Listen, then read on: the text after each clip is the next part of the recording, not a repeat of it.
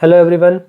आज हम लोग डिफरेंशियल इक्वेशन एक्सरसाइज 9.4 का पहला क्वेश्चन लेकर आए हैं। ठीक है, इस क्वेश्चन को हम करेंगे वेरिएबल सेपरेबल मेथड से। ठीक है, इवन एक्सरसाइज 9.4 के जितने भी क्वेश्चन हैं वो वेरिएबल सेपरेबल मेथड से होते हैं। ठीक है, तो अब ये वेरिएबल सेपरेबल मेथड है क्या? बेसिकली वेरिएबल सेपरेबल मेथड में हम ये करते हैं कि सारे एक्स वाले फंक्शंस को एक साइड कर लेते हैं, सारे एक्स वाले फंक्शन को एक साइड कर लेते हैं और उसकी तरफ dx मल्टीप्लाई कर देते हैं, और सारे y वाले फंक्शन को एक साइड कर लेते हैं और उसकी तरफ dy मल्टीप्लाई कर देते हैं। कहने का मतलब ये है कि सारे x एक तरफ और सारे y एक तरफ करने के बाद हम उसको इंटीग्रेट कर देंगे, और इंटीग्रेट करने पे फिर हमारा आंसर आ जाएगा। ठीक है, तो चलिए शुरू करते हैं।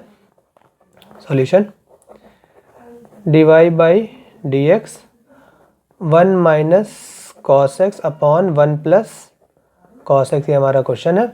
हम क्या करेंगे, इस dx को, ठीक है, इस dx को उस तरफ भेज देंगे और ये चला जाएगा मल्टीप्लाई में, तो यहाँ आएगा dy is equals to 1 minus cos x upon 1 plus cos x, और यहाँ आ जाएगा dx।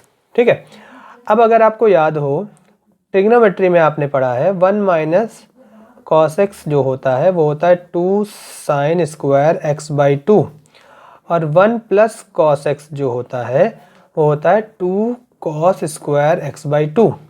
ठीक है, तो अब हम क्या करेंगे कि 1 माइनस कॉस एक्स को रिप्लेस कर देंगे 2 साइन स्क्वायर एक्स बाई 2 से, और 1 प्लस कॉस एक्स को रिप्लेस कर देंगे 2 कॉस स्क्वायर एक्स बाई 2 से। तो यहाँ पे आएगा d y is equals to 2 sine square x by 2 upon 2 cos square x by 2, और ये हो जाएगा dx। तो ये 2 और 2 कैंसिल हो जाएंगे। ठीक है, तो यहाँ बच जाएगा sign square x by 2 upon cos square x by 2। तो साइन स्क्वायर एक्स बाई 2 और upon cos square x by 2 क्या होगा, tan स्क्वायर एक्स बाई 2। ठीक है, और यहाँ dx आ जाएगा। और एक और आइडेंटिटी आपने ट्रिग्नोमेट्री में पढ़ी होगी कि 1 प्लस tan एक्स बाई 2 का square is equals to sec square x by 2। ठीक है, 1 plus tan square x by 2 is equals to sec square x by 2। तो अगर मैं 1 को उधर भेज दूँ उस तरफ, ठीक है, तो ये बन जाएगा sec square x by 2 minus 1 is equals to tan square x by 2। मतलब इस 1 को मैंने उस तरफ भेज दिया, तो सेक स्क्वायर एक्स बाई 2, फिर वहाँ 1 प्लस में था, उधर गया तो माइनस में हो गया, तो -1, और इस तरफ बचा tan स्क्वायर एक्स बाई 2। अब देखिए, मैं tan स्क्वायर एक्स बाई 2 की जगह sec square x by 2 -1 put कर सकता हूँ। ठीक है, तो tan स्क्वायर एक्स बाई 2 की जगह मैं पुट करूँगा सेक स्क्वायर एक्स बाई 2 -1। ठीक है, और dx। तो ये हमने मॉडिफाई कर लिया इक्वेशंस को। ठीक है, मॉडिफाई करने के बाद अब हम यहाँ करेंगे बोथ साइड इंटीग्रेशन।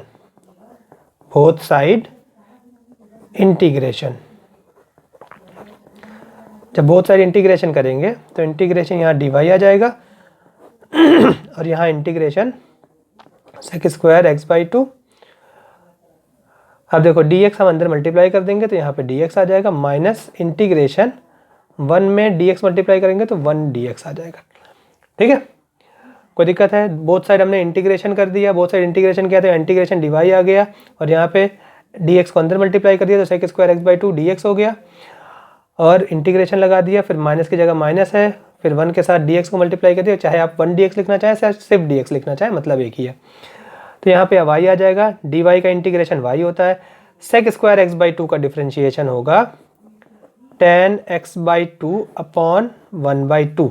देखिए, आपने फॉर्मूला पढ़ा होगा सेक स्क्वायर x का इंटीग्रेशन होता है tan x, लेकिन यहाँ पे है सेक स्क्वायर एक्स बाई 2, तो सेक स्क्वायर एक्स बाई 2 का जो पूरा इंटीग्रेशन होगा वो होगा tan x बाई 2, और ये जो x बाई 2 है इसका 1 बाई 2 डिनोमिनेटर में आ जाता है। ठीक है, इंटीग्रेशन में पढ़ा है हम लोगों ने, और यहाँ पे 1 का इंटीग्रेशन हो जाएगा या dx का इंटीग्रेशन होगा 1 dx का, ये x आ जाएगा।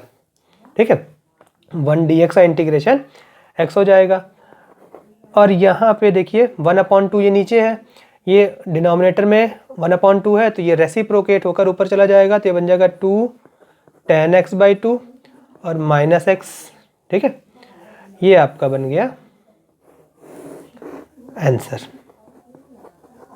ठीक है, तो अगर कुछ ना समझ में आए तो आप मुझे कमेंट सेक्शन में कमेंट करके बता दीजिएगा। ठीक है, आई होप आपको समझ में आया होगा, आपको कोई प्रॉब्लम नहीं होगी। कोई प्रॉब्लम होगी तो ज़रूर मुझे इन्फॉर्म करिएगा। Thank you so much.